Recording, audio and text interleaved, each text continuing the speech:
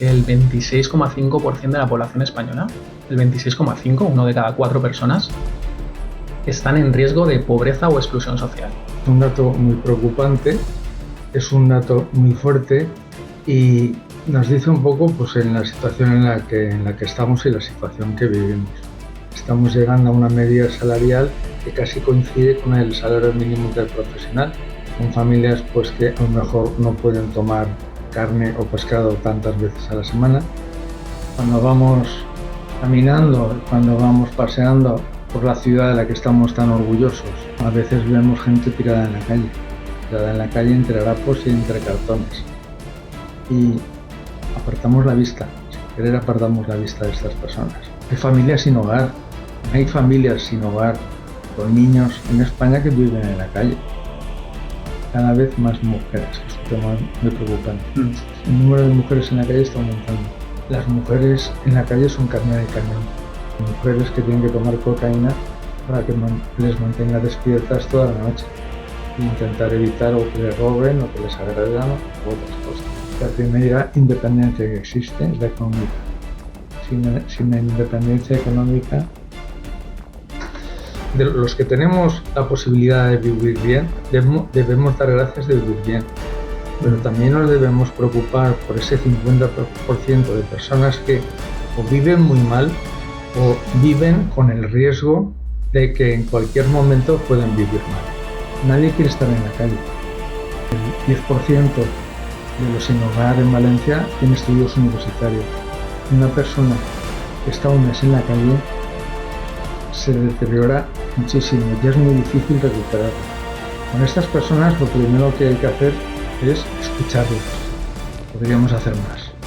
Podríamos hacer más.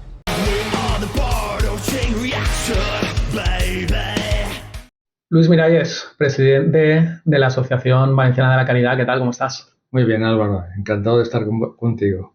Nosotros encantados de tenerte aquí. Bienvenido a la Casa del Rookie. Y nada, hoy vamos a hablar de un tema yo creo que necesario, porque bueno, hace poco leía un dato que la verdad que me llamaba muchísimo la atención en lo negativo. Y es que el 26,5% de la población española, el 26,5%, uno de cada 4 personas, están en riesgo de pobreza o exclusión social. Entonces, ya para empezar, es algo preocupante, ¿no? Es un dato muy preocupante, es un dato muy fuerte y nos dice un poco pues, en la situación en la que estamos y la situación que vivimos. Ese 26% en España representa aproximadamente 12 millones de personas. 12 millones de personas que viven en una situación límite. ¿Y por qué viven en una situación límite? En estos últimos años, la carestía de los suministros, la subida del precio de la vivienda, la subida del coste de la vida, la incertidumbre en el tema del trabajo, muchas veces, y sobre todo para toda esa población migrante que tenemos en España, que ronda yo creo, entre el 15 y el 20%, más de lo que se publica, y que está en unas circunstancias pues muy delicadas, están en el filo de la navaja. Es difícil encontrar un puesto de trabajo, es difícil que ese puesto de trabajo tenga un contrato laboral estable y es difícil que ese contrato de trabajo tenga una remuneración suficiente. Por todas estas circunstancias, por la circunstancia también de los salarios en España, estamos llegando a una media salarial que casi coincide con el salario mínimo interprofesional. El tema de los jóvenes y el acceso al trabajo lo estamos viendo constantemente. Un matrimonio joven que se establece en el momento en que tiene un hijo, bueno, pues es un planteamiento por el coste de la vida aumenta y a veces produce situaciones yo no digo de riesgo de exclusión social, pero en una situación económica delicada, vamos a llamarlo así. Claro, ahí me pregunto, en primer lugar, cuando hablamos de riesgo de exclusión social o de umbral de la pobreza, ¿hay algo que lo delimite? O sea, ¿es un aspecto teórico? Hay muchas definiciones sobre la pobreza, sobre el tema de la exclusión social. Hay muchas instituciones que publican unos estudios muy buenos, empezando por el Banco de España, el informe AROPE, luego el informe de Cáritas, etcétera, etcétera. ¿Qué se define por pobreza? Cuando no se alcanza el 60% de la media de lo que ingresa o de lo que obtiene una unidad familiar en España, podemos decir que está en situación de pobreza. Situación de exclusión social, pues hay muchos datos y muchas variables que derivan el riesgo de exclusión social. Son familias pues que a lo mejor no pueden tomar carne o pescado tantas veces a la semana. Son familias que tienen limitado el suministro de electricidad, porque si sobrepasan ese límite, pues no pueden pagarlo. Es el tema del transporte, de los desplazamientos. Si yo tengo un trabajo en tal sitio y vivo a 15 kilómetros y me tengo que desplazar todos los días, eso supone un coste que a lo mejor imposibilita que yo pueda realizar ese trabajo. El tema de el disfrutar de un tiempo libre, el tema de una serie de 32 componentes distintos, que eso nos hablan de lo que es la exclusión social. Es un término muy amplio. España es una de las economías más fuertes del euro. Es un país del primer mundo. Se habla de que es uno de los mejores países para vivir. Sin embargo, estamos diciendo que 12 millones de personas en España están en esa situación. Entonces, dos preguntas. ¿Cómo nos podemos permitir ese lujo en el sentido negativo? Y socialmente, ¿crees que los españoles o la gente que vivimos aquí en España estamos dando la espalda a este problema? ¿O somos realmente conscientes de que ese problema es así de hondo aquí en España? Yo le quiero dar la vuelta a la pregunta y yo quiero ser optimista. Yo estoy muy orgulloso de ser español y estoy muy orgulloso de nuestro país. Nuestro país, el estado de bienestar, poco a poco y a veces a trompicones, pero va avanzando. Y hay muchas mejoras. Por el hecho de nacer en España, tú tienes derecho a una educación, tienes derecho a una sanidad, tienes derecho a un orden, tienes derecho a estar protegido, tienes tus derechos y luego tienes también tus obligaciones. Empezamos por el tema de la educación. El tema de la educación es importantísimo porque está demostrado que la falta de educación lleva a la pobreza.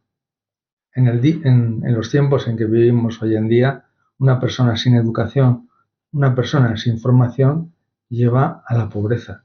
No exclusivamente la falta de educación, porque vemos en muchos casos como personas sin hogar, con estudios universitarios y con una mayoría importante de haber acabado la secundaria, son personas que nos encontramos en la calle, son personas sin hogar. Entonces, son factores que influyen. ¿Cómo pueden mejorar? En el año 2008 hubo una crisis mundial que fue tremenda. Y esa crisis ha dejado secuelas muy importantes. Si además posteriormente vino el tema de la pandemia y unimos todo esto y el coste de los suministros que siguen ahí, bueno, pues no deja una situación muy bollante. Cada vez vemos más cómo el 50% de la población española vivimos bien y debemos dar gracias, de los que tenemos la posibilidad de vivir bien, debemos dar gracias de vivir bien. Pero también nos debemos preocupar por ese 50% de personas que o viven muy mal, o viven muy, muy mal, o viven con el riesgo de que en cualquier momento pueden vivir mal. Y esa no es una situación agradable. Pues por eso mismo te preguntaba, que ¿crees que estamos ese 50% que vivimos bien? Yo me incluyo, no sé si debería, pero ¿crees que estamos lo suficientemente concienciados con eso? Álvaro, yo te hablo de la ciudad de Valencia. Tu percepción. Yo te hablo de la ciudad de Valencia, que es lo que más conozco. Y yo te digo que Valencia es una ciudad solidaria. Eso no quiere decir que podríamos hacer más. Podríamos hacer más. Cuando vamos caminando, cuando vamos paseando por la ciudad de la que estamos tan orgullosos, cuando vamos por el cauce del Turia, cuando vamos por las torres de Serrano, por las torres de Cuart, por el centro, por la ciudad de las artes y las ciencias, qué ciudad más bonita tenemos, qué clima tan maravilloso disfrutamos. Pero a veces vemos gente tirada en la calle entre harapos y entre cartones. Y apartamos la vista, sin querer apartamos la vista de estas personas. Lo que tendríamos que hacer es, ¿por qué apartamos la vista de estas personas? A veces nos produce una sensación de asco, porque resulta que al lado de esos cartones, pues a lo mejor huele mal, porque ha hecho sus necesidades o por lo que sea, o porque ha bebido y huele alcohol, nos produce asco, o nos produce reversión, o nos produce miedo. El miedo que nos produce el pensar que a lo mejor en un momento determinado nosotros podríamos acabar así. Porque el cambio de una situación normalizada, a veces, a estar en la calle, es muy frágil, son más frágil de lo que la gente piensa. En concreto, la gente es solidaria, pero la gente podría hacer un poquito más. Vivimos mucho de lo superfluo, tenemos mucho gasto superfluo. Yo veo a la gente joven que tenéis todo el derecho del mundo a disfrutar, pero yo veo lo que valen una entrada a un festival, de lo que sea, y digo, ¿cómo es posible que pueda costar tanto? Yo veo los restaurantes muchas veces que decían que o se pide reserva con antelación o no consigues una plaza en un restaurante. Y eso es bueno, y la gente tiene que disfrutar, pero también tiene que pensar en la gente necesitada. Y esa gente necesitada se le puede ayudar. ¿Cómo se le puede ayudar? Hoy en día solo hay una forma de ayudar a estas personas, con entidades profesionalizadas, con entidades que sepan lo que hacen, que sepan cómo tratar, cómo oír y cómo ayudar a estas personas. Estoy de acuerdo y ahora hablaremos de la Asociación Valenciana de la Caridad para ver cómo los ayudáis a estas personas. Pero antes de terminar un poco con esta parte, hemos hablado de 12 millones de personas por los datos que yo leía preparando un poco la charla. Pero es que hay otro dato que ya me dejó, pero vamos, flipando, porque sí que no me lo esperaba. Ya cuando yo os contacté, sí que ya tenía idea de hablar de este tema porque ya tenía un poco la mosca detrás de la oreja, ¿no? Con los datos, pero este dato no lo desconocía y es que España presenta el peor dato de pobreza infantil de Europa, el cuarto respecto a pobreza en general y el peor respecto a pobreza infantil. Es un dato que en los medios de comunicación, desde luego, no sé si saldrá, pero si sale es de puntillas. ¿Cómo es posible que este dato no esté todos los días en primera plana? En primer lugar, demográficamente, España es un país que su crecimiento es casi negativo. De toda Europa, el índice de crecimiento demográfico por nacimientos de los que están en la cola es España. Entonces, ¿cuál es el problema de que estemos en esa situación con los niños? Pues que en España, efectivamente, como en el resto de Europa, pero en España tenemos un 20% de migración. Y cuando vienen unas personas de fuera y su hijo nace en España, pues se adquieren unos derechos, tanto el niño como las familias. Y eso puede producir que esas familias que vienen, que no tienen absolutamente nada, que están en una situación lamentable, se cojan a un clavo ardiendo. ¿Y ese clavo ardiendo cuál es? Pues el hijo que tienen en España, pues para poder echar raíces. Yo no sé si eso puede ser la justificación al problema que me has planteado o no, pero son temas que vemos nosotros día a día en Casa Caridad. Nosotros vemos que todos los niños están escolarizados. Si por la calle un día a las 12 ves una madre con un niño pequeño, inmediatamente puede venir la autoridad, coger ese niño y preguntarle a la madre por qué ese niño no está escolarizado. tiene la obligación de estar escolarizado. Y es un poco la explicación que puedo yo dar a este tema, que es un tema muy triste. Independientemente, pueden haber zonas, pueden haber regiones, pueden haber otros sitios que la situación sea más lamentable, no lo sé. ¿Hay niños en España que viven en la calle, según vuestra experiencia? ¿Niños sin hogar en España? Hay familias sin hogar, hay familias sin hogar con niños en España que viven en la calle. Hablamos de Valencia.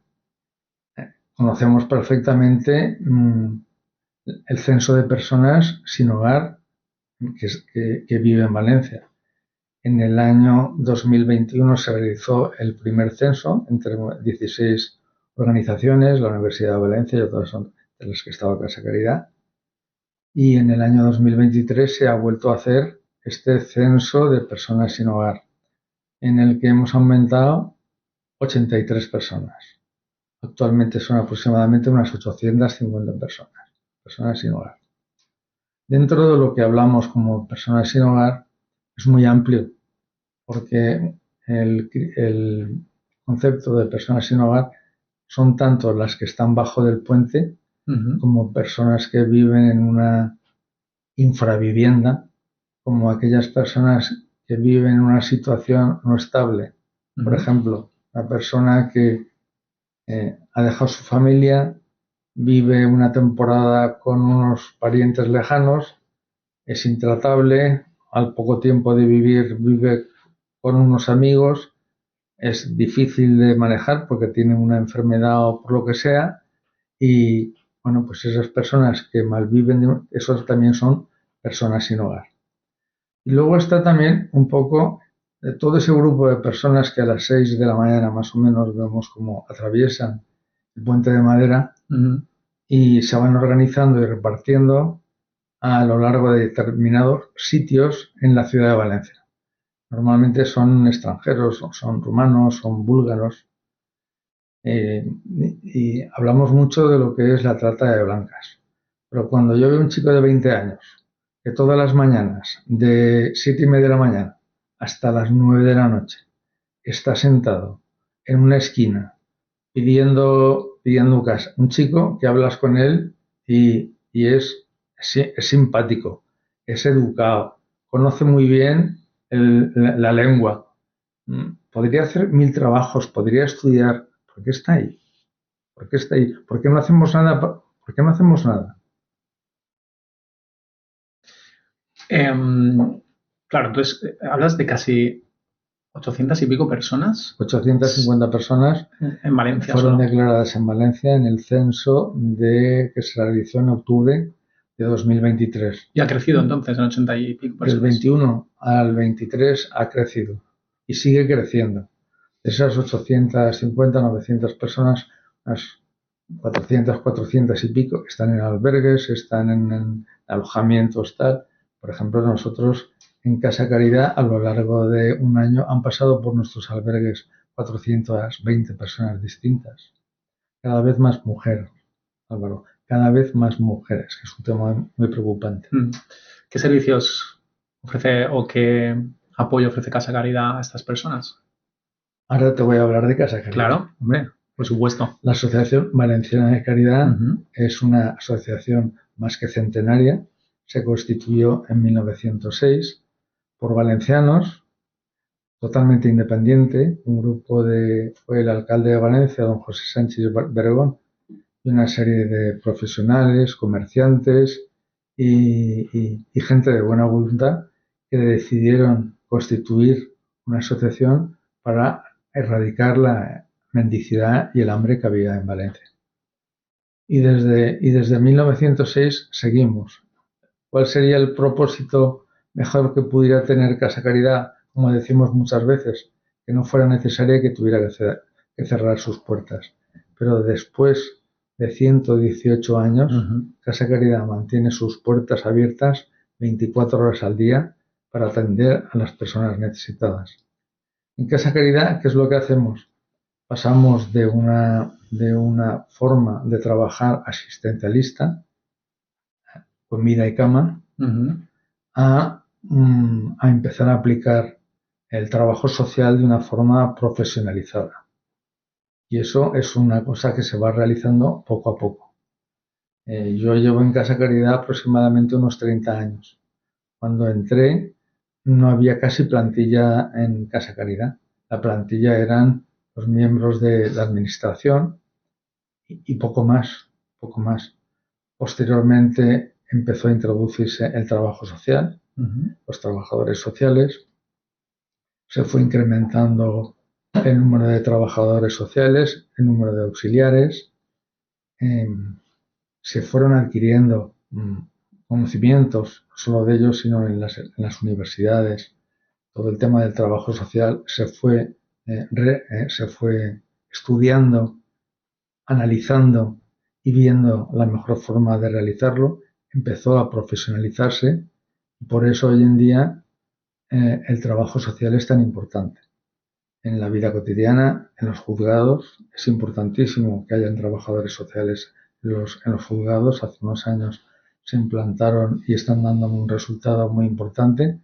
Y en Casa Caridad tuvimos la buena idea de iniciar pronto con el tema de trabajo social y puedo decir que el equipo de trabajadores sociales de Casa Caridad es de los mejores que hay. ¿Qué hablamos? ¿De psicólogos? ¿De qué tipo de apoyo? Hablo de trabajadores sociales, hablo de psicólogos, hablo de auxiliares, hablo de todas las personas que conocen este mundo y que tratan con las personas, con los usuarios que vienen a Casa Caridad. Porque, ¿qué es lo que hacemos en Casa Caridad? Empezamos desde un punto de vista asistencialista, Álvaro, como te iba diciendo. Dar de comer, dar de dormir. De ahí pasamos a las escuelas infantiles, porque ya don José Sánchez Bregón, el alcalde de Valencia, inició las escuelas infantiles para los niños de la calle y fue la primera institución que implantó la comida a mediodía para estos niños. Ese honor lo tiene la Asociación Valenciana de Caridad. O sea que ahora mismo hay una escuela infantil, ¿no? Hay 3 escuelas infantiles, como te iré diciendo. Pasamos de dar de comer y dar de dormir a empezar a trabajar con las personas que vienen, a intentar recuperar a las personas que vienen. Y sobre todo, como te estaba diciendo, en Casa Caridad atendemos preferentemente a las personas sin hogar. Casa Caridad tiene el albergue de Pechina con 65 plazas, tiene el albergue de convalecientes y el albergue para familias Menicalab, que son otras 65 plazas, 130 plazas, más tiene el proyecto Fénix. El proyecto Fénix es poner a disposición de las personas que han pasado por alguno de los recursos de Casa Caridad una vivienda, para que se vayan amoldando a una forma de vivir.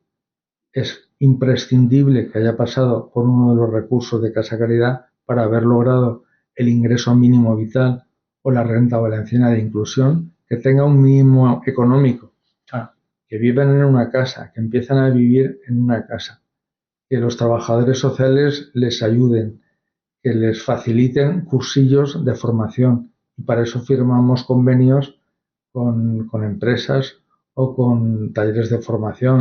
Empresas como puede ser OSPEC, todo el tema de hotelería y hostelería, o SABEC, institutos de formación profesional en el que pueden aprender un oficio. Y es todo el ámbito de la formación de las personas jóvenes para que puedan salir adelante. ¿Hay algún perfil ahora que se repita o que sea, digamos, más recurrente? ¿Ha evolucionado el tipo de personas? Hablabas tú de la inmigración, ¿no? De cómo los inmigrantes que a lo mejor vienen en una situación muy complicada y llegan a una situación delicada de España, al final necesitan bastante asistencia, pero hay también un perfil más, digamos, nacional que también lo necesita. ¿Cómo ha cambiado eso con los años? Tenemos un abanico de perfiles muy amplio. Tenemos de todo, por decirlo. ¿Cuál es la historia de este perfil? Nosotros hemos vivido cómo venían personas necesitadas de otras regiones de España, que venían a Valencia a buscar trabajo, a buscarse un porvenir. venían de otras regiones de España a contribuir con los valencianos a hacer una Valencia mejor, una Valencia más rica, una Valencia mejor. Ese perfil de españoles de otras regiones poco a poco se ha ido sustituyendo por perfil de otras personas que han venido.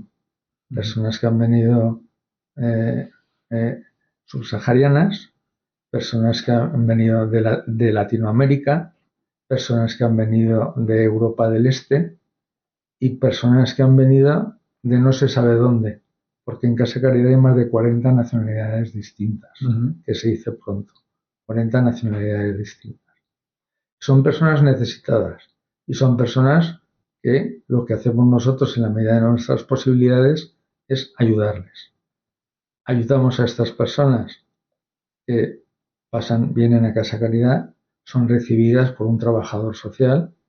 Este trabajador social intenta averiguar cuáles son las necesidades de estas personas y las deriva a los servicios municipales del ayuntamiento, como son el CAS y el CAI, el Centro de Atención a los Sin Techo y el Centro de Atención a los Inmigrantes. Y ahí, en estas dependencias municipales, los destinan según al sitio más conveniente. Personas con adicción al alcohol van a sitios apropiados, personas con adicciones a la droga van a otros sitios, personas con otras necesidades, pero que pueden mantener un cierto orden, pues son mandados a entidades como Casa Caridad, donde hay albergues que hay mucha gente y que nada impide la convivencia de mucha gente. No se producen altercados. Claro, son 800 y pico personas censadas. Vosotros tenéis 130 plazas, ¿no?, entre los dos centros. Entiendo que hay más asociaciones que trabajáis un poco codo con codo, ¿no?, para poder asistir al resto, ¿no? Por supuesto, pero nosotros atendemos a los sin hogar, que estábamos hablando, y ese censo. Pero es que nosotros atendemos a más tipo de personas. Esas personas que están en riesgo de exclusión social, si no están ya en exclusión social. En el año 21 atendimos a 3.378 personas distintas. En el 22, 4.206 personas distintas. En el año 2023, 4.820 personas distintas.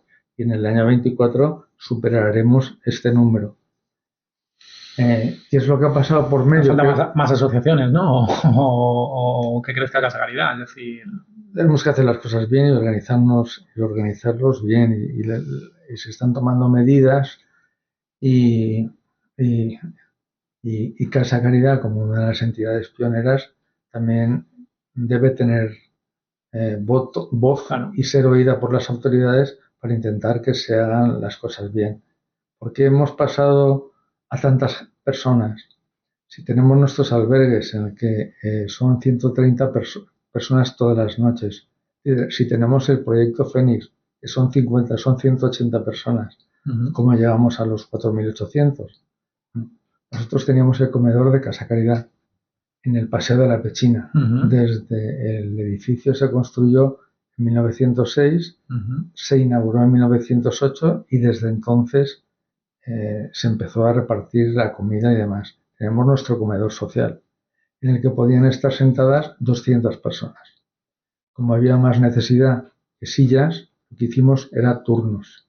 Y llegamos a tener 3 turnos. 3 turnos de 200 personas, 600. Hubo días en que teníamos más de 650 personas.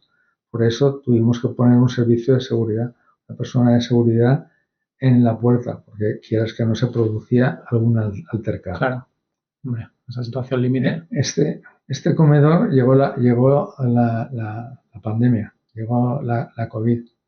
¿Y qué es lo que nos ordenó el gobierno? ¿Qué es lo que el decreto de alarma, cuando se estableció, que exigía? Que la gente se quedara en su casa y no saliera. Los usuarios que estaban en los albergues de Casa Caridad, esa era su casa y no podía salir. Y había mucha gente que no podía entrar. En defensa de los que estaban dentro por no contagiarse, no podían entrar. Y los que teníamos nuestro propio domicilio, no podíamos ni entrar ni salir, deberíamos estar en casa, excepto en ocasiones especiales.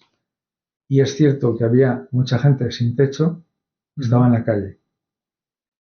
Estaba en la calle y nosotros nos dimos cuenta de que las otras ONGs y servicios municipales hacían repartos de bocadillos. Estaban en la calle, bocadillo por la mañana, bocadillo a mediodía. Por la noche que le daban, bocadillo. Al día siguiente, bocadillo por la mañana. A mediodía, bocadillo. Por la noche, bocadillo. ¿Cuánto tiempo estuvimos con el decreto de alarma? ¿Cuánto tiempo? Semanas, sí. Tomamos la decisión de que, como las instalaciones de Casa Caridad en el Paseo de la Pechina tienen 2 puertas y el comedor era muy grande, hoy en día con el Pladur se hacen maravillas.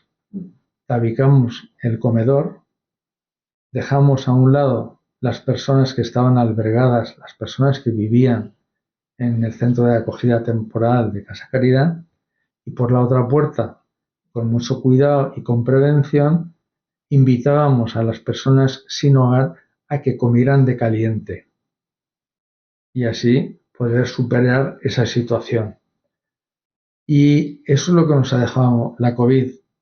De ese comedor que partimos en 2, hemos continuado con la mitad de ese comedor para atender a las personas sin hogar que están en la calle, que quieran venir a ducharse o que quieran venir a comer, que son todos los días unas 60 personas aproximadamente, y luego esas 600 personas que venían a comer todos los días normalmente, pero que tenían una situación habitacional, pues darle una solución.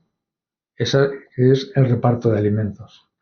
Los alimentos que provee Europa mediante una serie de ayudas que llegan hasta donde llegan, y luego los alimentos que complementan, intentamos complementar desde la asociación, pues comprando legumbres, comprando fruta fresca, las donaciones que recibimos de proveedores y de particulares, intentando que ese carrito de la compra que se da semanal o quincenalmente a las familias pueda ser suficiente. Y así conocemos a más personas y así conocemos también la situación de esas personas. Y si el propósito de Casa Caridad es atender a los sin hogar y vienen estas personas necesitadas de alimento, lo primero que tenemos que conseguir es que esas personas no pierdan el hogar. Si tienen un piso alquilado y en un momento determinado no pueden pagar la mensualidad, debemos ayudarles y les ayudamos. Si vienen personas que en un momento determinado no pueden pagar la calefacción porque no llegan, reciben los alimentos y reciben una ayuda para poder llegar y pagar el recibo de electricidad. Si una persona viene a Casa Caridad sin hogar y necesita ropa, nosotros no tenemos ropero.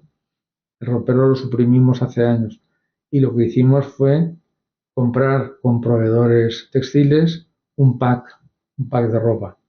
De ropa que en invierno son jerseys, camisas de felpa, 2 mudas de ropa interior, calcetines abrigados, pantalones más gruesos y zapatillas y una parca.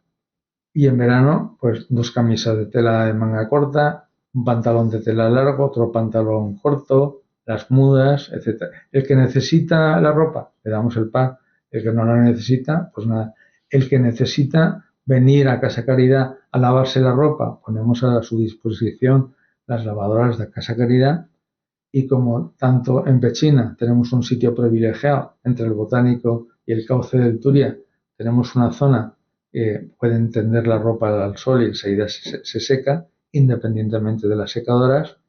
Y en Benicalap también tenemos espacio suficiente para que la gente pueda tender su ropa. Lo que vamos a hacer es, si hay algún particular interesado en colaborar, pues pondremos información en la descripción del vídeo para que aquel que quiera participar pues sepa cómo hacerlo. Yo te quería preguntar, es decir, ¿cómo se identifica a las personas que lo necesitan? O cómo se criba, o cómo se decide quién puede entrar a comer, quién puede entrar a lavar la Sí, ropa, quién se le puede dar la ayuda para pagar la electricidad? ¿Cómo es, se gestiona eso? es fundamental conocer a las personas que vienen. Por eso, primero viene la ventanilla y lo más importante es la charla que tienen con el trabajador social. Ujú. Una persona puede venir a Casa Querida y el trabajador social lo recibe. Y pueden estar a lo mejor 20 minutos y no se dirigen palabra y se va. Madre mía. Y a lo mejor vuelve otro día y pasan 20 minutos o media hora y se van. Cuando una persona, por las circunstancias que sea, pierde, pierde su vida, pierde el sentido de su vida, pierde su trabajo, pierde su casa, pierde su familia, pierde sus amistades, que es que lo estamos viendo. Que es más frágil de lo que En pensamos. 2008 fue tremendo. Pero esa persona primero pierde la casa, pero luego pierde el habla. Pierde el habla porque la dignidad de estas personas y el amor propio de esas personas es muy... Y ellos se sienten culpables de esa situación. Ellos jamás echan la culpa a la sociedad. Ellos se sienten culpables de esa situación. A la calle, nadie quiere estar en la calle. En la calle o se llega o por diversos traumas que las personas que están en la calle normalmente si a lo largo de la vida una persona normal sufre 2 o 3 traumas, ellos han sufrido 6 o más y además muchas veces todos seguidos. El perder el trabajo, el perder la familia, el perder las redes, el ser despreciado por tu propia familia, el caer en la droga o en el alcohol, eso llega rápido. Otra forma de llegar a la calle, un accidente de trabajo. Un accidente de trabajo que te quedas sin trabajo, que eres extranjero, que no sabes dónde acudir, llegas a la calle y una persona que está un mes en la calle se deteriora muchísimo. Ya es muy difícil recuperarla. En un mes en la calle es muy difícil recuperar a esa persona. Entonces, por una enfermedad mental, por cualquier cosa, se puede llegar a la calle. Em, Hablabas antes que sentimos rechazos cuando vemos a alguien sin hogar por la calle. Em, Hablas ahora de que ellos mismos se sienten fracasados y responsables de su situación. Mm, claro, la felicidad, la autoestima, ¿cómo empiezas a reconstruir? Es decir, ¿tú te encuentras con gente que puede llegar con una sonrisa o cómo se empieza a arroparles, por lo menos desde sus sentimientos, ¿no? Aunque luego empecemos con lo material, sigamos con lo material. Eso es el trabajo de los trabajadores sociales. Ujú. Y eso lo puede hacer un profesional. Hay muchas personas muy buenas y hay muchas personas que espontáneamente saben ayudar a los demás. Pero si tienes una formación, mucho mejor. Con estas personas lo primero que hay que hacer es escucharlas. Y si no quieren hablar, pues que no hablen, que empiecen a hablar cuando ellos quieran hablar. Y cuando se produce el primer contacto, cuando se produce el primer diálogo, cuando empiezan a contarte todas las vicisitudes por las que han pasado, todos los problemas que han vivido, a partir de ese momento es cuando, conociendo sus problemas, puedes empezar a ayudar a estas personas. Primero es recuperar la capacidad de comunicarse. Luego es recuperar la dignidad de esta persona, porque esta persona se siente un harapo. Claro. Y luego nuestro objetivo último y fundamental, y que lo debemos conseguir, porque nuestro propósito es conseguirlo. Y si trabajamos, debemos trabajar bien para conseguirlo, no para cubrir el expediente. En Casa Caridad no queremos cubrir el expediente. En Casa Caridad queremos recuperar la autonomía de las personas. Claro, es que yo lo estoy pensando, te estoy escuchando. mm, claro, hoy por hoy, porque ahora estamos hablando, ¿no? Pierdes el trabajo, pierdes los amigos, te aíslas, duermes en la calle. Pero es que no sé, a mí ahora me duele una muela, pues me voy al dentista. Me duele la cabeza, me bajo a la farmacia y me compro unas pastillas. No sé, necesito cualquier cosa, pues voy a Amazon y lo compro y me lo traen. Pero es que vivir en la calle es no relacionarte, no disfrutar del ocio, no tomarte una cerveza con nadie, Meterte es las manos aislarte en los bolsillos y nada más. y no tener nada. Entonces, ¿cuál es el mayor favor o el primer favor que le podemos hacer a una persona así? Oírla, Escucharla, ¿no? escucharla. Antes que nada son personas. Estábamos diciendo antes que el 10% de los sin hogar en Valencia tiene estudios universitarios y el 60% ha acabado la secundaria porque está en la calle. Está en la calle, son personas válidas, Ujú. son personas que lo han demostrado. Pues hay que recuperar a esas personas. Pueden tener una enfermedad mental. Tenemos que poner los medios para ayudar a esas personas enfermas mentales, que se podían poner más medios de los que hay. Se podían poner más medios de los que hay. Los psicólogos son importantes también aquí, Los ¿no? psicólogos, los psiquiatras, las clínicas y los centros de atención. Se hace mucho, pero se podría hacer más. Eh, y una vez hemos conseguido que esa persona se sienta persona de nuevo y se abra y diga, bueno, pues por fin tengo a alguien con quien le puedo contar mi problema, que me siento que me está tratando de igual a igual y me está validando, está siendo compasiva conmigo y puedo sentirme confiado para contarle mis problemas. ¿Cómo empieza a reconstruir a partir de ahí? Es decir, se le Recuperar, ayuda con la formación, a integrarlo. recuperar su autonomía. ¿Y qué quiere decir recuperar su autonomía? Pues a lo mejor resulta que ese señor ha sido un magnífico carpintero, o Uh-huh, ha sido un magnífico jardinero, o ha tenido un oficio. Si ya lo ha tenido, recuperarlo. uh-huh, Y si no lo ha tenido, pues facilitarle los medios para que acceda a determinada formación, ya sea en un centro de profesional o ya sea como estamos o en los convenios que firmamos con entidades empresariales, como te comentaba antes, con Osbec y demás. Estamos muy contentos y muy agradecidos porque sí que se han conseguido puestos de trabajo. Has hablado de que cada vez hay más mujeres en esta situación, ¿no? Yo leía que casi el 80% de las personas sin hogar en España son hombres, ¿no? 70% de 100. 70, Decían que vale. el 70% eran hombres y el 30% mujeres. Exacto. Ese Entonces, ¿por qué porcentaje, se habla de que es la mujer la que tiene mayor factor de riesgo o de colectivo de riesgo en este caso? el número de mujeres en la calle está aumentando. Ujú, Antes se disimulaba más.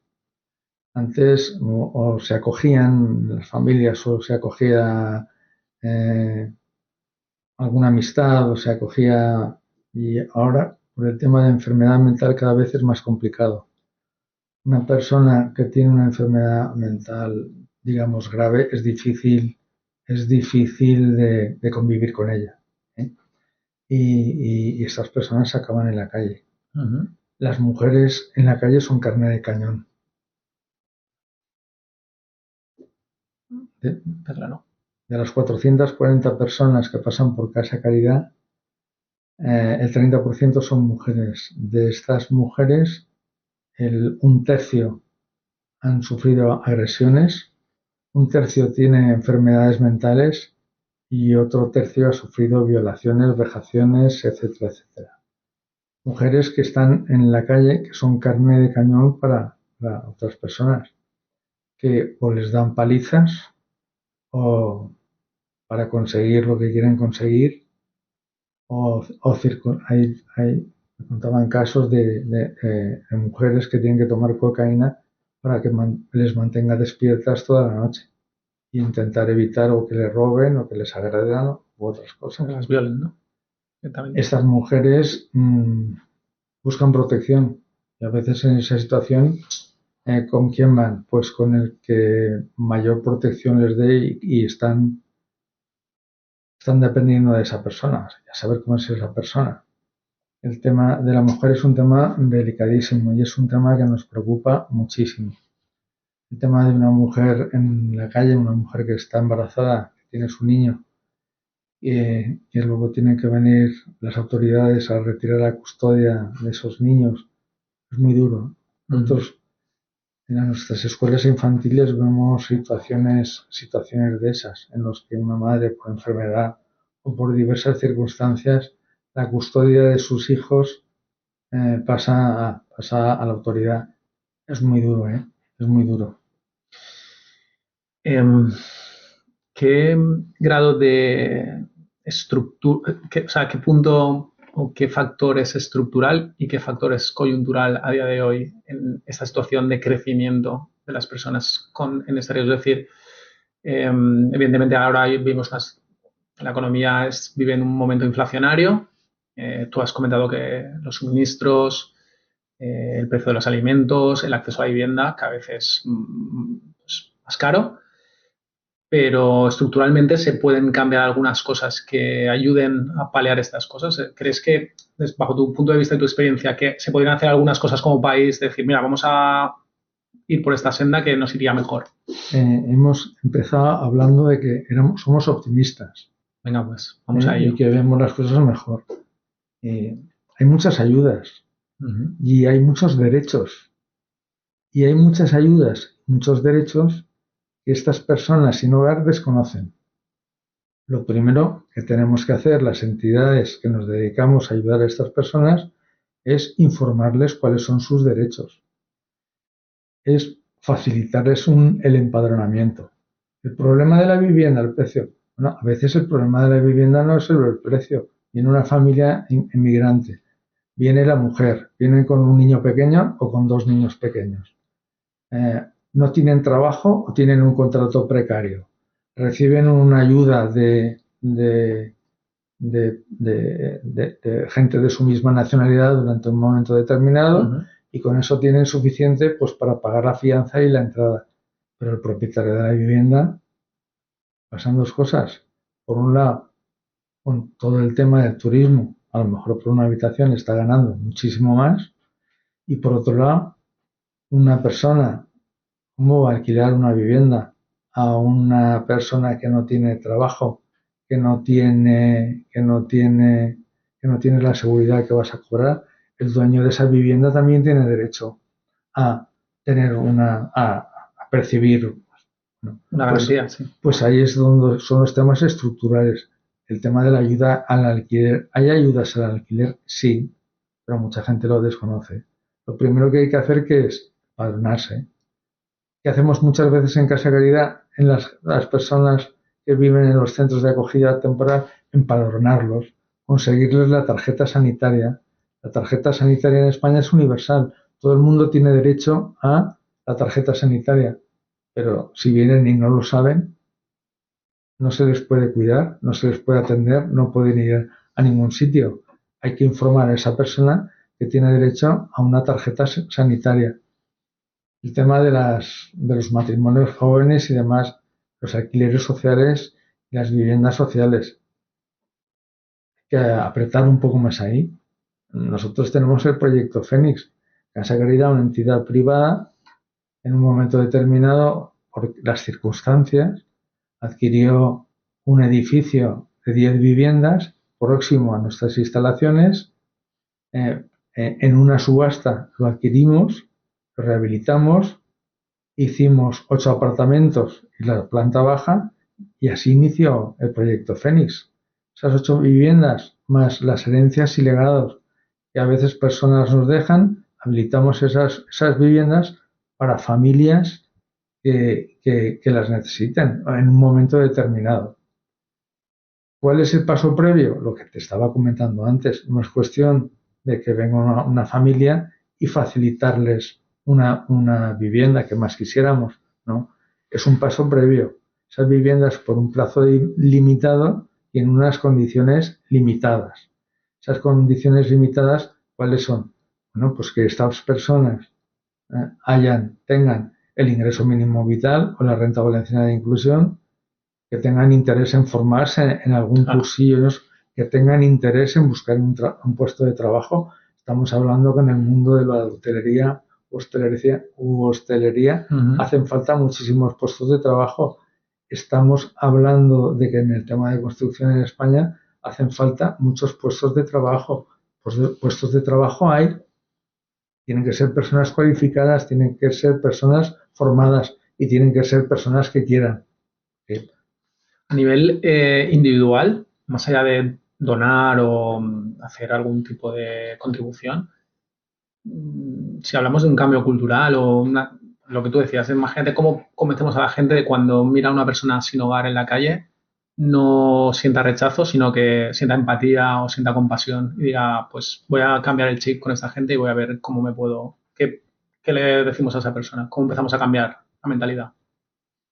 El primer paso que se puede dar para este cambio es mirar y mirar sin asco y mirar sin miedo. Es mirar a un ser humano que está en unas circunstancias complicadas.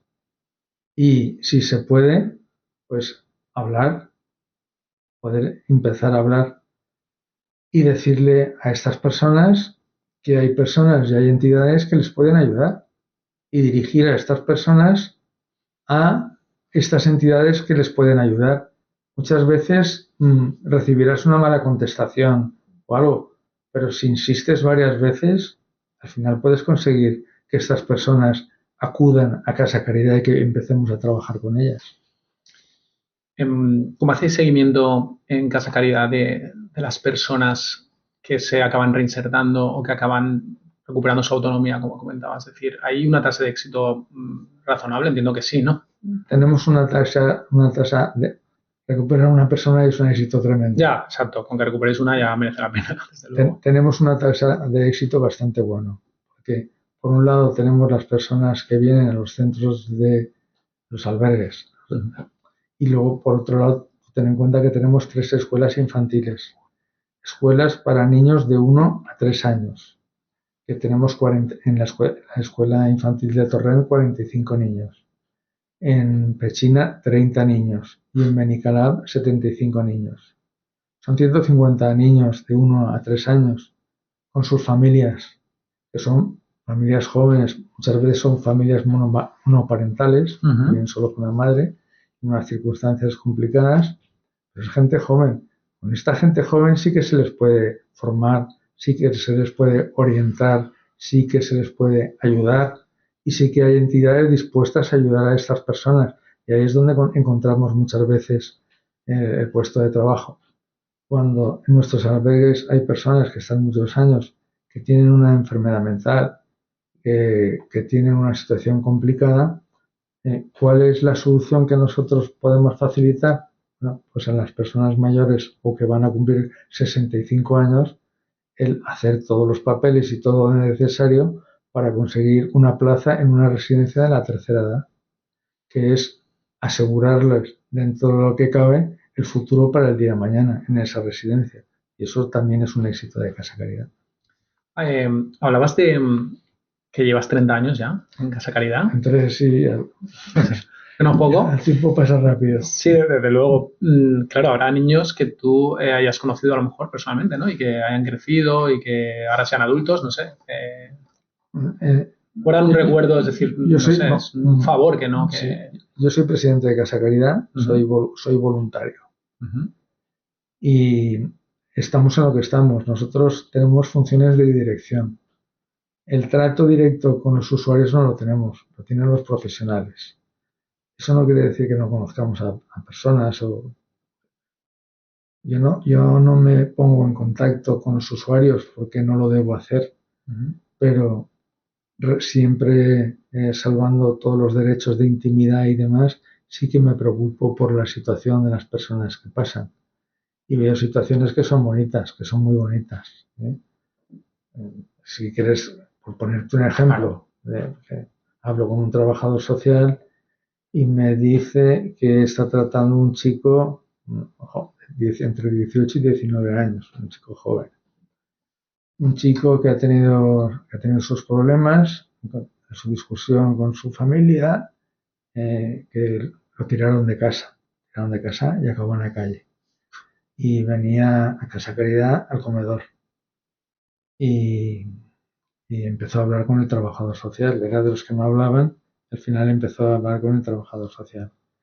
Contó toda su historia, contó todas sus circunstancias, todo lo que había pasado, cómo estaba, y le pedía bolsas de plástico. Y el trabajador social le daba bolsas de plástico. Pero decía, ¿por qué querrá este chico bolsas de plástico? Y seguían hablando, continuaban, iba contando cosas, le iban ayudando, le iban informando de sus derechos y demás. Y le pregunté al final, oye, vamos a ver, cuéntame a mí eso del tema de las bolsas de plástico. Digo, si yo estoy en la calle, durmiendo en la calle, no puedo ir a ningún servicio público porque no me dejan entrar, ni puedo ir a determinados sitios. Yo puedo hacer mis necesidades como puedo. Vale. Y si lo hago y en medio de la calle o en el cauce del Turia y viene una autoridad, a mí, a mí me multan o yo debo hacer esto en una bolsa de plástico que después lo deposito donde lo deposito. En esas circunstancias estamos. Este chico, sigo hablando de este chico, entró en el proyecto Fénix. Y este chico estaba estudiando. Y la última vez ya estaba en tercero de carrera. ¿No? Pues para eso, para esos casos tiene sentido lo que se hace, ¿no? En Casa Caridad. ¿Cuánto cuesta levantar la persiana? Porque hablas de varios centros, escuelas infantiles, en Torrent, Benicalap, en Valencia, Hablo de Proyecto Fénix. estar abierto a todas horas. Y estar abierto a 4 todas horas. horas el centro de Torrent, el centro de Benicalap, el centro de Pechina y el proyecto Fénix. Estamos hablando de 94 empleados. Para abrir 24 horas al día tienes que tener 3 turnos de empleados. Y tenemos muchos servicios, las escuelas infantiles, las maestras, las profesoras, los trabajadores sociales, las enfermeras, los psicólogos, etcétera, etcétera. Y eso cuesta mucho. Levantar la persiana de Casa Caridad todos los días nos está costando unos 16.500 euros diarios. 16.500 euros diarios. Y eso lo conseguimos gracias a qué? Pues gracias al apoyo de los socios de Casa Caridad, los 4.200, gracias a los donativos de la gente que nos ayuda, en la página web, etcétera, etcétera, gracias a los legados y herencias que algunas veces recibimos, nos nombran legatarios o nos nombran herederos, y luego los centros de acogida temporal, el concierto que firmamos con la Generalitat Valenciana. Firmamos un concierto sabiendo que iba a ser deficitario, pero era o no recibir ayuda o firmar ese concierto. Ese concierto, y nosotros sabíamos que en un 20% iba a ser deficitario, pero asumimos ese déficit del 20% por las ayudas que recibimos. Y vamos tirando. Casa Caridad no para. Casa Caridad tiene nuevos proyectos. Casa Caridad, mientras quieran los valencianos, porque es una entidad de los valencianos y sufragada por los valencianos, porque de nuestro presupuesto, que ya estamos hablando de 6,5 millones de euros al año, aproximadamente el 30-35% son subvenciones y ayudas, pero el resto es el pueblo valenciano, el que está apoyando a la Asociación Valenciana de Caridad. Mientras el pueblo valenciano quiera y nosotros veamos necesidad, tenemos la obligación de poner en marcha nuevos proyectos con el objetivo de cumplir las metas que nos proponemos, no cumplir el mero expediente. Nosotros no estamos para cumplir el expediente, nosotros estamos para conseguir metas. Rookies, ya lo sabéis. En la descripción, todo aquel que quiera colaborar, que se informe, que mire los detalles, porque es posible, ya lo estáis escuchando, así que no lo dudéis. Vamos a ir terminando ya, Luis, que te tengo aquí agotado. No, estoy encantado. Todo lo que queráis. Te voy a hacer un par de preguntas más. La primera es, bueno, pues volviendo un poco a tu trayectoria, ¿no? Son 30 años como voluntario, ahora como presidente. Mi pregunta es sencilla, ¿no? ¿Qué es lo más valioso que has aprendido en estos 30 años? Pues el trato con las personas y el ayudar a las personas necesitadas. Todo esto se hace por un motivo que es el de ayudar a los demás. El pensar que todos somos hermanos y el pensar que hay personas muy necesitadas y que los que tenemos la suerte y la dicha de vivir dignamente tenemos que hacer algo por los demás. Unos podrán hacer más, otros podrán hacer menos, pero todos podemos hacer algo. Todos podemos hacer algo. Desde ir a visitar Casa Caridad y saber lo que de verdad es Casa Caridad y lo que se hace en Casa Caridad, a ser socio desde 10 euros al mes de Casa Caridad, a colaborar de una forma más importante con Casa Caridad en los proyectos que pone en marcha Casa Caridad. Por eso tenemos la suerte de contar con las empresas con valor. Empresas con valor, ya sea en su categoría de plata, que son hasta unos 3.000 euros, o categoría oro, a partir de 3.000 euros. Empresas que colaboran todos los años con Casa Caridad con un donativo superior a los 3.000 euros. Aparte de los convenios que firmamos con otras entidades para tener una duración más estable. Convenios que firmamos para 5 años o para 10 años, que con esos convenios y con nuestros socios, con nuestros 4.000 socios, pues esto nos da una estabilidad económica para ir funcionando. Nosotros hablamos en Casa de Caridad que somos más que centenarios valencianos independientes. La primera independencia que existe es la económica.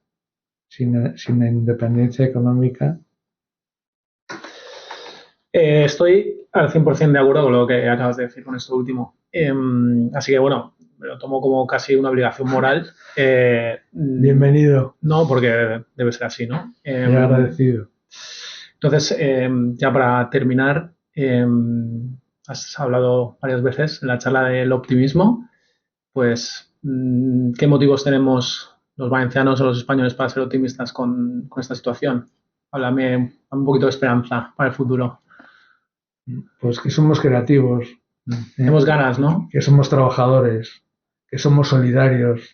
Lo del meninfotismo que oímos siempre, yo no me lo creo tanto, Ya no me lo creo tanto. Creo que los valencianos cuando nos ponemos codo con codo, nos preocupan las cosas y las sacamos. Y es eso, y es la solidaridad, alegría, el compartir las cosas, el mundo de las fallas. ¿Sabes lo que es el mundo de las fallas y lo solidarios que son?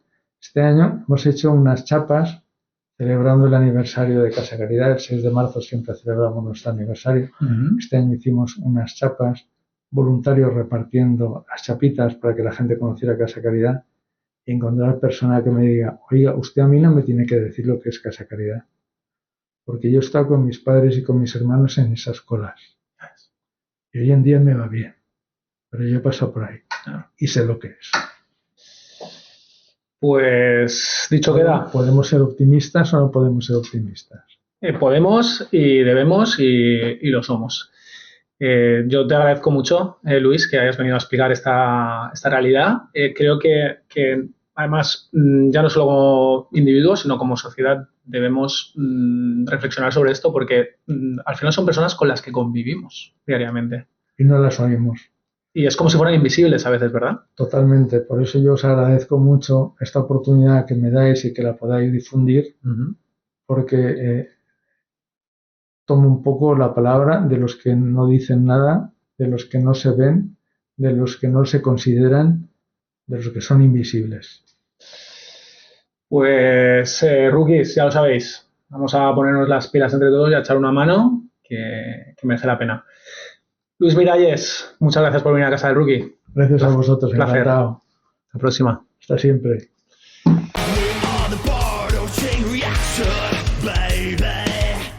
Fran Rigau, la bola extra de hoy, ¿qué tal? ¿Cómo estás? Muy bien, pues nada, procesando todavía, ¿no? Todo lo que nos ha contado Luis y en fin, también reflexionando sobre mí mismo de cuán solidario soy. ¿Tú eres muy solidario, Álvaro? A ver, yo sí que he donado puntualmente, por ejemplo, Sí. a Asociación contra el Cáncer, he hecho donativos, pero También. no estoy suscrito a ninguna ONG, Ya. ¿no? No tengo una suscripción, no soy asociado, como les comentaba, con una cuota mensual fija. Sí que he Sí. hecho donaciones ad hoc de alguna causa o algún momento dado que he creído conveniente. Pero claro, entendiendo la solidaridad ahora como cuánto dinero aportas a ONGs, ¿no? Y él lo que ha explicado es que la solidaridad quizás tiene un concepto más amplio, ¿no? Claro. De simplemente aportar X dinero Sí, por periódicamente, supuesto. ¿no? Uno más amplio y otra, o sea, yo estoy igual que tú, ¿eh? Yo sí que dono puntualmente a una fundación bueno, de investigación contra el cáncer y demás. Pero bueno, muchas veces, también por lo que nos puede llegar a través de televisión y demás, claro, muchas veces la solidaridad la vemos como que tiene que trascender fronteras y demás, ¿no? Y hoy hemos visto un ejemplo, ¿no? De cómo la sociedad civil se moviliza hace más de 100 años para dar cobijo a su círculo más cercano, como es la ciudad de Valencia, ¿no? Entonces, ¿qué quiero decir con esto? Muchas veces pues si somos solidarios, a lo mejor podemos empezar por ser solidarios en nuestra misma casa, ¿vale? O en nuestra misma ciudad, porque siempre hay gente necesitada, por desgracia, como hemos visto hoy, que es una de las cosas que me ha sorprendido. Bueno, a nivel macroeconómico, y salvando todas las distancias, salvando no la distancia, sino con todas las reservas posibles, hay algunos indicadores macroeconómicos, por lo menos de empleo, que nos dicen que hay más trabajadores que nunca, que, en fin, hay más afiliados a la seguridad social que nunca. Sin embargo, pues bueno, hay indicadores como la ciudad de Valencia, que no sería representativo, pero sí que es indicativo que cada año, las cifras que ha dado Luis de los últimos 3 años, han sido que cada año crece el número de personas que pasan por Casa Caridad. Con lo cual, son cuestiones que también se pueden... No sé si podemos llegar a establecer ya una correlación en algo que se denuncia, pero que a lo mejor sí que es verdaderamente así. Es que a lo mejor que trabajes no significa que no tengas riesgo de estar en exclusión social. No, desde luego. Dos cosas aquí con lo que dices, ¿no? Lo primero de que a veces pensamos, ¿no? En Save the Sí, Children, efectivamente. UNICEF, África, ¿no? a ayudar a África, Asia, países que están lejanos. Y a veces hay que, pues como aquel, ¿no? Actuar en local, ¿no? Pensar en global y actuar en local, ¿no? Eso Es decir, a ver, hay 870 personas sin hogar en Valencia, gente que lo está pasando mal, son muchísimas personas. Gente, si juntáramos todas, vamos, sería una locura, gente. ¿no? Y vamos a empezar por los valencianos, ¿no? Por la gente que está aquí en Valencia con Eso nosotros es. conviviendo, que vive en la ciudad con nosotros, ¿no? Y luego lo que hablas de gente que trabaja, él lo ha dicho, ¿no? El tema de que la media salarial cada vez está más cercana al salario mínimo, ¿no? Eso es otro tipo de pobreza, ¿no? O sea, yo creo que es incluso, o sea, no sé si peor, ¿no? Pero, pero es duro, sí. ¿no? O sea, ser un currante que estás todo el día ahí doblando el lomo, trabajando y esforzándote para prácticamente vivir en condiciones precarias, ¿no? Así es. O sea, que imagínate la situación, ¿no? Sí, sobre todo también ha hablado de, pues bueno, que no lo ha dicho así, pero bueno, yo dedujo de sus palabras y también por observación, ¿no? Que puede haber un predictor, ¿no? Oye, si eres migrante, con mucha probabilidad puedas estar en una situación o que las probabilidades de que estés en una situación de exclusión social pues son más altas, ¿vale? Por las razones evidentes. Vienes aquí sin ningún tipo de patrimonio, sin ningún tipo de... O sea, sin derechos. Sin derechos, efectivamente, muchas veces sin regularizar tu situación y eso pues ya te condena casi a partir no de cero, sino de una situación por debajo de cero, ¿no? Entonces eso, pues bueno, que a no ser que tengas suerte y puedas abrirte camino rápido, pues es muy probable que llegues a una situación, sobre todo cuando tienes que, pues probablemente para irte o para migrar a zonas donde las posibilidades de empleo sean más altas, tengan que ser grandes ciudades, con la presión que existe ahora por la falta de vivienda, alquileres, subidas del IPC que hemos vivido en los últimos años, que también lo ha relatado Luis. Y bueno, entonces, con independencia de eso, ¿no? Con independencia de que pueda ser, de que el aumento de la migración haya hecho que asociaciones como la Casa Caridad pues tengan más afluencia. En fin, es que es una situación muy angustiante que el hecho de lo que comentabas, ¿no? Que tengas un trabajo, pero que no sea suficiente como para tener una vida medianamente digna. Ha hecho un apunte que yo creo que es un apunte de la generación que representa Luis, ¿no? Y que muchas veces tenemos que mirar por supuesto, con admiración, pero también con esa voluntad de aprender de las lecciones vitales que nos hacen llegar, ¿no? Y ha dicho lo ha dicho de manera muy correcta, ¿no? Pero no sé si tú te has sentido identificado en que que hemos abrazado el consumismo derrochador y que bueno, que muchas veces no somos conscientes, ¿no? de lo que nos gastamos en cuestiones que sí, son de ocio y siempre necesario y todo el mundo necesita, digamos, ocio y negocio, pero bueno, que ha sido como un toque de atención que ahí sí que he visto también reflejada una manera de vivir, digamos, más austera, ¿no? De que podía tener la generación de mis padres y demás. Y que sí que es verdad que, bueno, siempre antes de hacer un gasto y demás, pues intentaban verlo en perspectiva de, oye, con esto, ¿cuántas cosas podía comprar de una necesidad más básica, ¿no? Claro, él yo creo que nos ponía un espejo delante, Eso ¿no? es, Decía, eso es. la gente cree que para ayudar hace falta aquí, pues no sé, unas donaciones millonarias y no, y a lo mejor, oye, Con un pues pequeñísimo sacrificio. lo que ha dicho del festival, ¿no? Es decir, hay un festival que te das un fin de semana y te puedes gastar en Pero el festival, la cena, la comida, el hotel, no sé qué, lo que sea. El Puedes gastar 500 euros. Pues Y perfectamente. A lo mejor, Y una cena, vamos. a lo mejor ya no es que no vayas al festival, es que vayas un día menos o el 10% solo lo destines a otra cosa. A lo mejor él puede comprar el pack de ropa que se comentaba para un invierno para una persona, ¿no?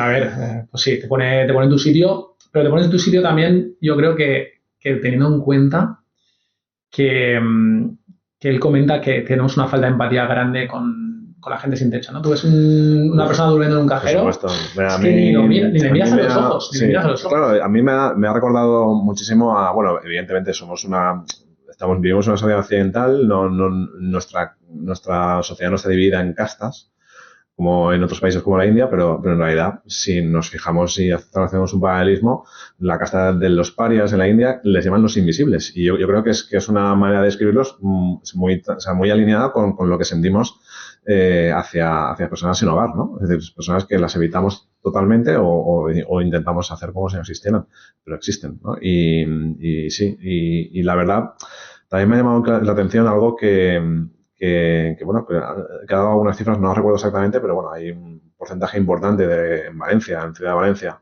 de gente sin hogar que tienen formación, ¿no? Es decir, que, como ha dicho, son personas válidas para la sociedad. Ha dicho un 10%, un 10%. Carrera universitaria y un 60% con estudios secundarios. Cada situación tendrá su historia, tendrá sus circunstancias y algunas algunas muy dramáticas o otras que sin parecer tan dramáticas sean una acumulación de brechas negativas, de malas decisiones.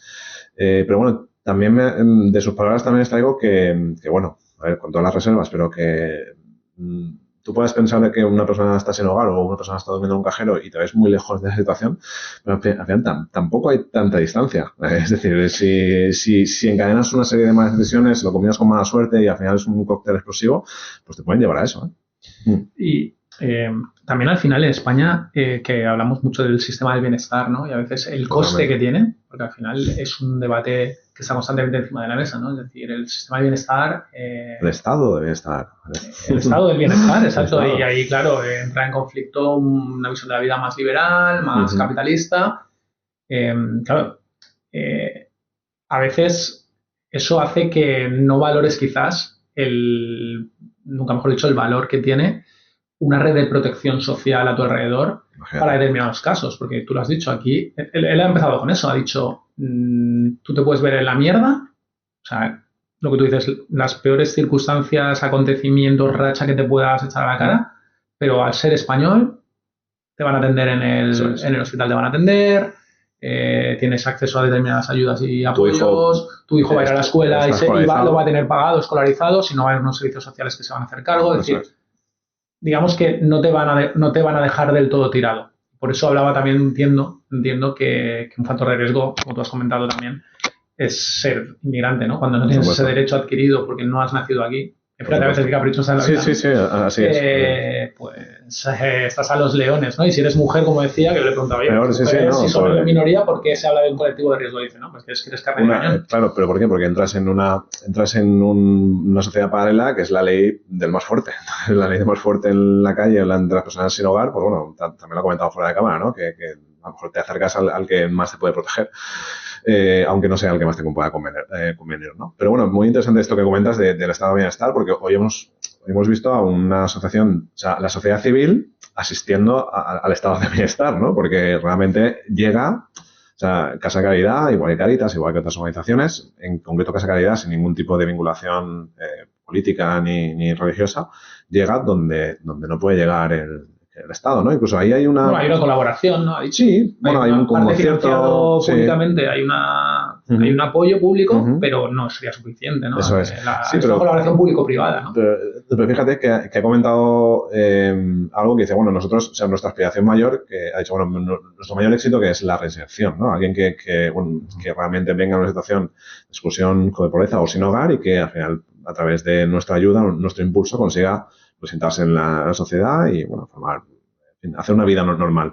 Pero fíjate que ha dicho, nuestro mayor sentido sería pues desaparecer como organización, ¿no? Porque no hacer falta en la sociedad. Esto es casi utópico pensarlo, pero bueno, las cifras están ahí y cada vez van subiendo. Entonces, aquí, esto que me ha recordado un poco porque a veces desde sectores, y aquí a lo mejor nos metemos en política un poco, ¿vale? No, la casa del rookie, sí, eso es. La parte es, digamos, más del ala más progresista, más de izquierda en el arco político. Bueno, yo he escuchado ciertos discursos criticando la caridad, ¿no? Porque la caridad es allá donde el estado del bienestar no puede llegar, ¿no? Y que la caridad, no en este caso, en caso de caridad, pero siempre tiene una connotación religiosa. El que ayuda, ¿no? El que da esa limosna, ¿no? Para que el pobre pues tenga algo. Es un valor cristiano, ¿no? Es un valor cristiano, efectivamente, ¿no? Entonces, pero claro, si lo pensamos en perspectiva, Luis, y yo creo que también, que lo ha dicho muy bien, es optimista respecto del futuro, ¿no? Y respecto a la sociedad valenciana. Yo tampoco lo soy tanto, ¿vale? ¿Por qué? Porque, no sé, yo creo que las cifras a nivel macroeconómico, aunque antes apuntaba que, bueno, tenemos más afiliados a la Seguridad Social que nunca y demás, pero bueno, todo apunta y las predicciones de futuro nos apuntan que ese estado de bienestar va a ser menguante. y que muy probablemente, y ojalá me equivoque y todo cambie, ¿no? Pero que poco a poco, ¿no? O sea, o sea, no de un año para otro, pero sí poco a poco, pues íbamos pidiendo poder adquisitivo, los impuestos irán subiendo entonces, es como que, no sé, hasta qué punto ese estado del bienestar que parece que todo apunta a que siempre tiende a crecer, pues tampoco estoy tan seguro de que vaya a ser así que en el caso de España. Bueno, yo le he preguntado, cuando le he preguntado a nivel estructural qué cambiaría, porque la coyuntura pues, son vaivenes, cuanto mejor preparados estés, mejor superarás una determinada crisis, una determinada situación a contracorriente, ¿no? Pero yo le he preguntado un poco por esa vía, ¿no? Al final él ha comentado, ya lo he dicho yo antes, ¿no? El salario medio es parecido al salario, no lo he comprobado, ¿no? Pero decía como que el salario mínimo y el salario medio, al final, el salario más habitual están parejos, ¿no? Él decía que hay un 50% de la población que vive bien, pero el otro 50%, aunque no sean rematadamente pobres o vivan en la calle, sí que tienen mucho riesgo de, como se tuerza un poco la cosa, o sea, de fijarse en la cesta de compra y lo que ha dicho, no comer por la calefacción o no poder comprar carne que de veces a la semana o un filete pescado a X el kilo no es un lujo, ¿no? Tienes que ir a productos pues, de baja calidad o de que en la cadena alimenticia pues están en unos niveles de unos estándares bajos, ¿no? Claro, eso ya no es un tema político, es un tema también económico. Es decir, por eso yo le preguntaba a nivel estructural qué cambiarías. Evidentemente no es su rol y no ha entrado por ahí, ¿no? Pero sí, aquí hay un tema que por seguir con lo del estado del bienestar, la política, la economía, que es claro, y es que pues las cotizaciones sociales que hacemos las personas que trabajamos, y dentro de esas personas trabajadoras están los funcionarios que reciben dinero de las aportaciones por impuestos del sector privado, y luego están las personas a lo mejor que no están trabajando, pues esas cotizaciones son para cubrir, digamos, un sistema de pensiones, ¿no? Esas cotizaciones a día de hoy no están cubriendo gran parte del gasto en pensiones. Y la tendencia demográfica es claramente la que es. Claro, por ese motivo. Entonces, estuve leyendo el otro día los datos y de hecho quiero que hagamos otro rookie con Enrique de Besa, que ya vino en su momento, pero lo volveremos a plantear con las nuevas reformas y la nueva situación, porque es un tema recurrente. Para mí es el gran tema. O sea, claro. Pero ¿qué es el tema? Ahí voy, que el estado de bienestar o el sistema público al final tiene como una bola de acero encadenada al tobillo, ¿no? Totalmente. ¿Por qué? porque no es una cuestión de sentimientos de si se merece una persona de la tercera edad que le demos una pensión, ¿no? No, yo creo que nadie se lo cuestiona. Claro que sí, o sea, todo el mundo entiende que una vejez digna y una eso. sociedad, no podemos hablar ahora de caridad y de solidaridad sin decir, una persona mayor si no tiene dónde caerse muerto, pues es su problema, ¿no? Pero sí que hay que saber cómo hacer sostenible eso sin que el país acabe arrastrado a la ruina, ¿no? Que las transferencias de renta entre generaciones no rompan el equilibrio. Claro, ahí voy un poco a eso, ¿no? Es decir, si tú ahora mismo, leía los datos, como te decía, leía los datos, ¿no? Si no me equivoco, puedo equivocarme un poco arriba abajo, pero más o menos, ¿no? Si las pensiones contributivas y no contributivas estamos en torno a 160-170 mil millones, 160-170 mil millones al año. No contributivas, ¿eh? No, contributivas y no contributivas. Las contributivas, de hecho, es un 10% más o menos, creo. Pero son 170.000 millones. A lo mejor con las cotizaciones sociales de la recaudación, de las aportaciones que hacen las empresas y los trabajadores, se cubre 120.000 o 125.000. Eso que puse el 70, o sea, 45.000 millones de déficit o 50.000 se tiene que cubrir en gran parte con transferencias de los presupuestos generales del Estado. Que eso no son cotizaciones sociales, son impuestos. Y esos impuestos van directamente derivados a pagar parte de las pensiones que no podemos pagar con las cotizaciones. Y luego otro porcentaje, que no es tan grande, pero ya empieza a ser serio, es a partir de endeudamiento. Es decir, pues lo pido prestado. Totalmente. Y ya lo devolveré a un interés. O sea, que todavía nos cuesta más dinero. Es decir, no solo está el déficit, sino que encima ese déficit cuesta dinero. Entonces, cuando se transfiere dinero, parece que estoy aquí dando un mito. No. Cuando se transfiere dinero del presupuesto público al sistema de pensiones, le estás pegando un bocado a los presupuestos. Entonces, si 40.000 millones, yo te leía que la FE de Valencia, la nueva FE, que ya lleva no sé cuántos años construida, su presupuesto en su momento eran 300 o 400 millones, aunque con sobrecostes se fuera 1.000 millones. 45.000 millones son 45 hospitales como la FE de Valencia, que es un pedazo de hospital impresionante con su centro de investigación, sus especializaciones, su tecnología.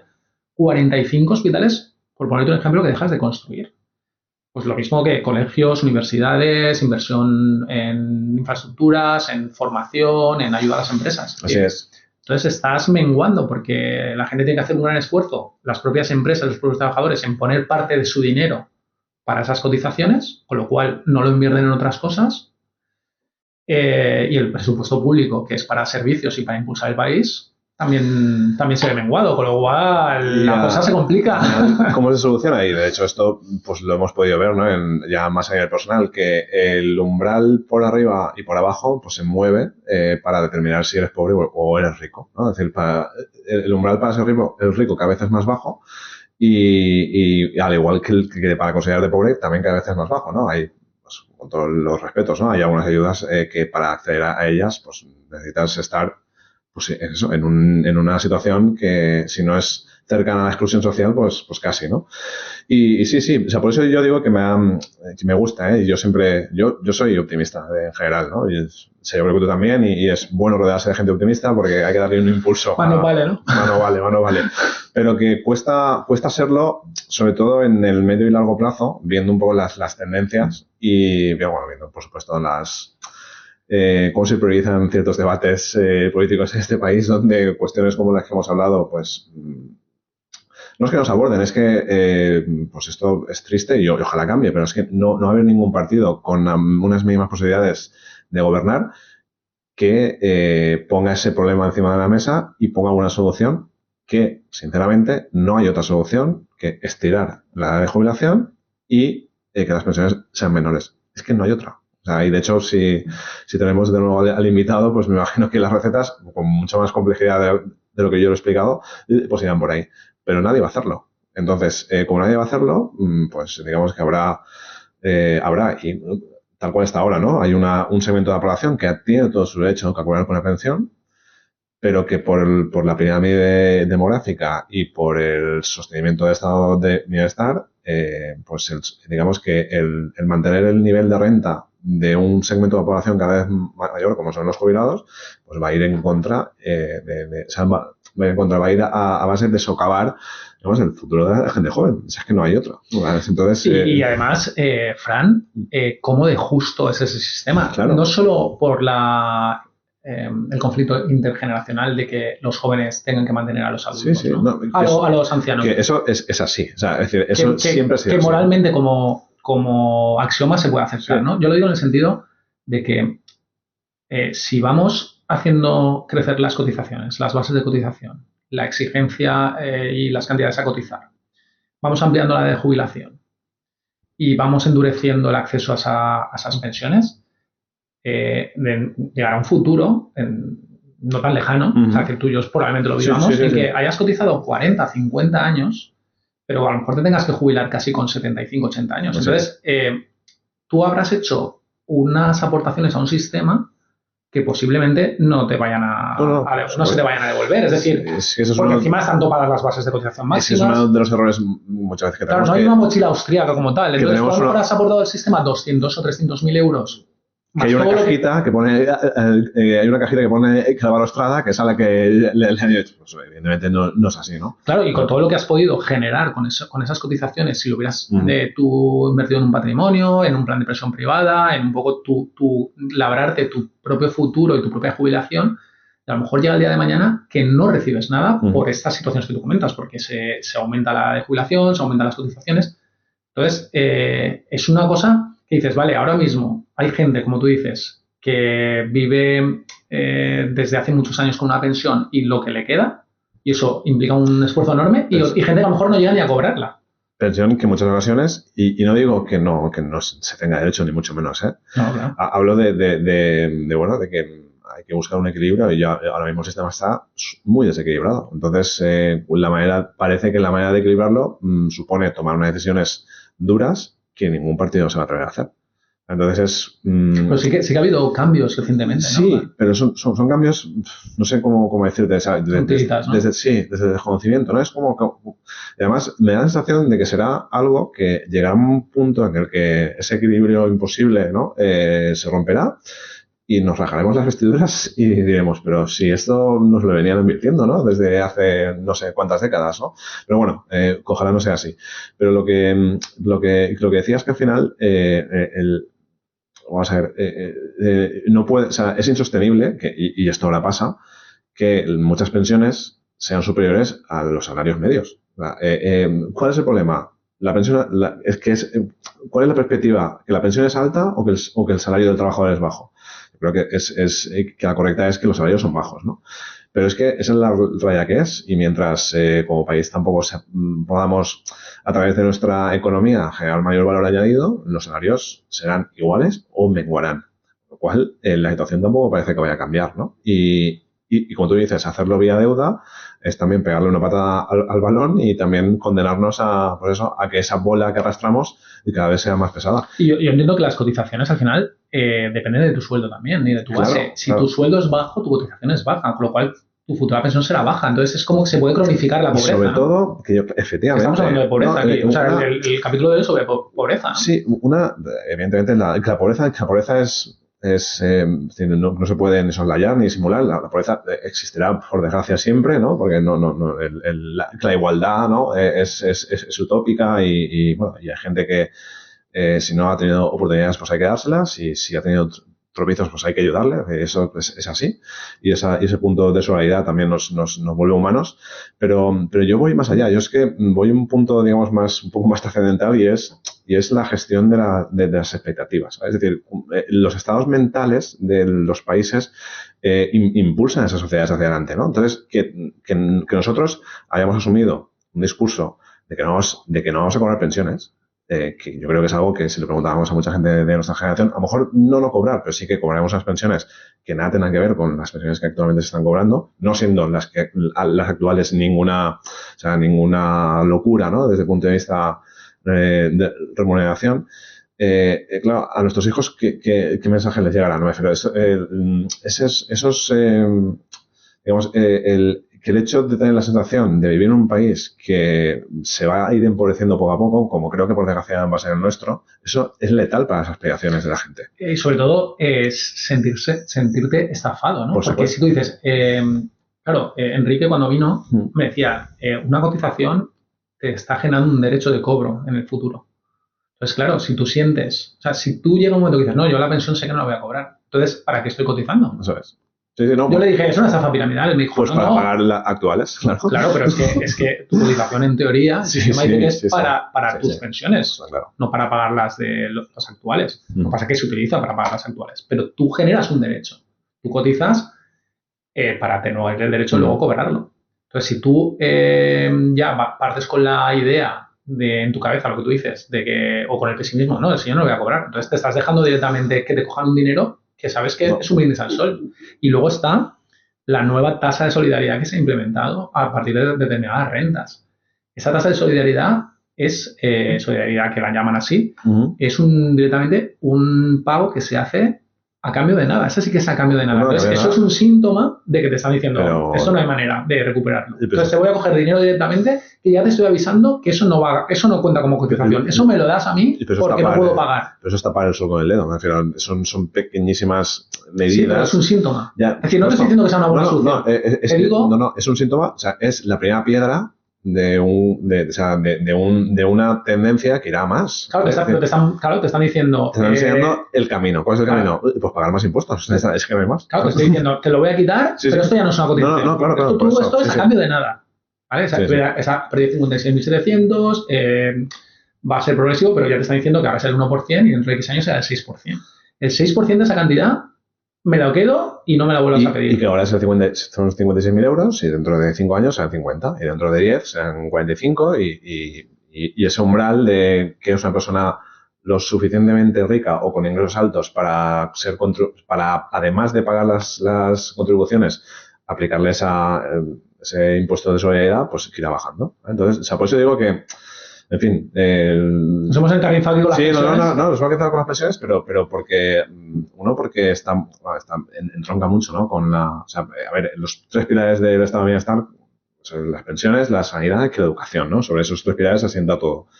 Pues bueno, yo creo que lo has dicho muy bien. Pues uno de esos pilares, como es de las pensiones, pues tiene un riesgo de sustraer recursos para los otros dos.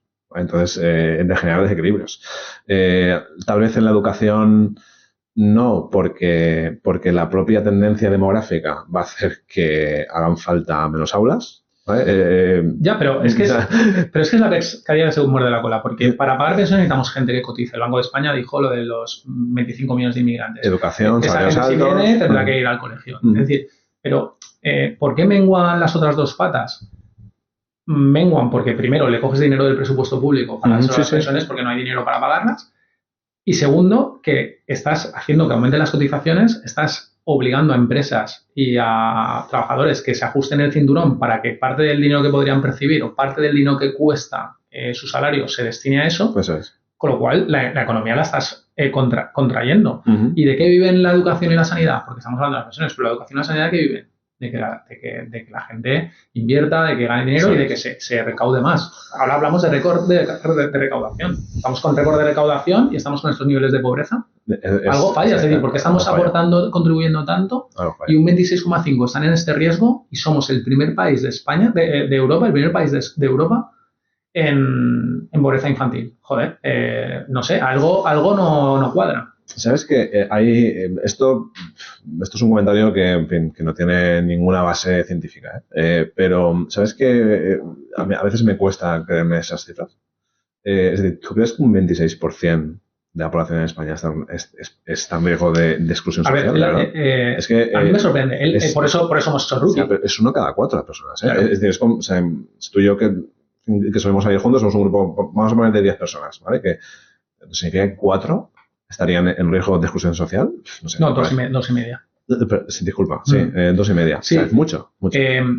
Claro, él ha mencionado las fuentes, el informe Roque, ha hablado, yo le he preguntado qué entendemos por eso, ¿no? Entonces él dice, no solo que vivas en la calle, es que tu sueldo te vaya justo para cubrir tus necesidades, claro. Y como a mínimo que se te tuerza la cosa, pues te puedes ver en una situación delicada. Entonces, creerme o no creerme los datos, es que mi percepción...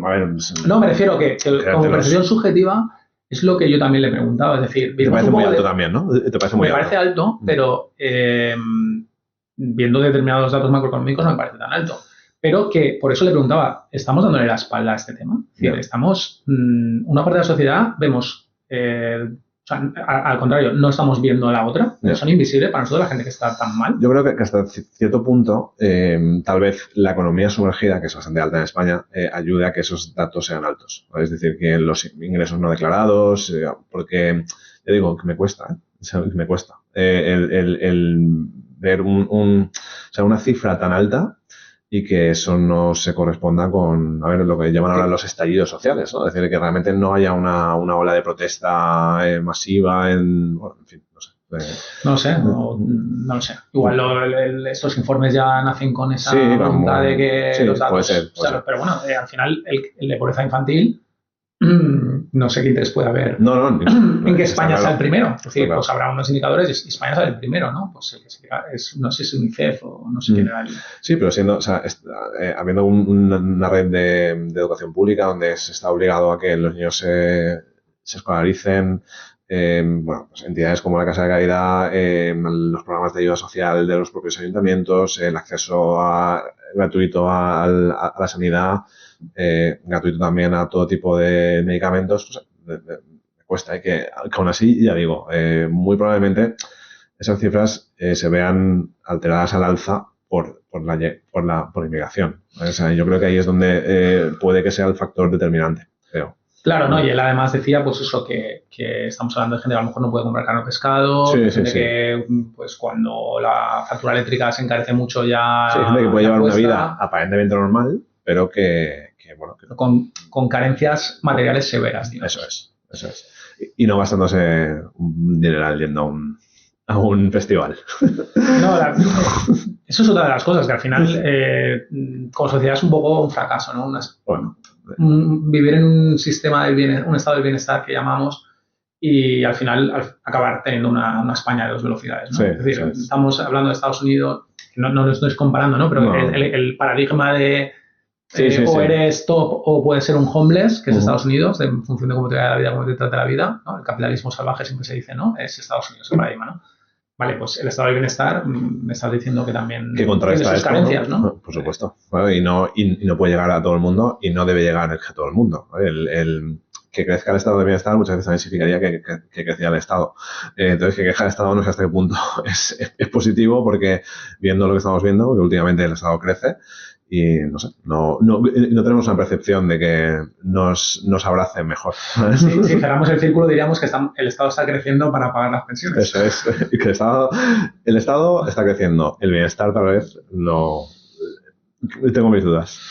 Pues hablaremos con Enrique Debes, a ver, le escribí el otro día, a ver si se animaba a venir. Me dijo que estaba liado, pero que sí que quería venir, que estamos ahí buscando fechas y lo ponemos encima de la mesa otra vez. Sobre todo una voz experta. Vas a venir, ¿no? Desde luego. Hombre, no te lo pierdes. Luego, además, porque ya casi hemos hecho la bola extra de esa entrevista, pero bueno, habrá material para poder hacer otra.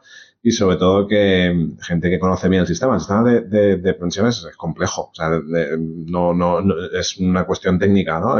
Y que alguien nos los pueda explicar, pues creo que porque es un privilegio, ¿no? Y sobre todo que como experto que apunte a lo que podían ser recetas o por lo menos luego dirían medidas que amortigüen lo que parece ser un viaje, o sea, un choque inevitable contra la pared, ¿no? Pero bueno, a ver. Que nos cuenta y a ver si también alguien se atreve desde la Caja de Política a decir, señores, tenemos un problema, vamos a poner solución. Yo ya te digo que una de las medidas que te va a decir, que es retrasar la jubilación. Claro.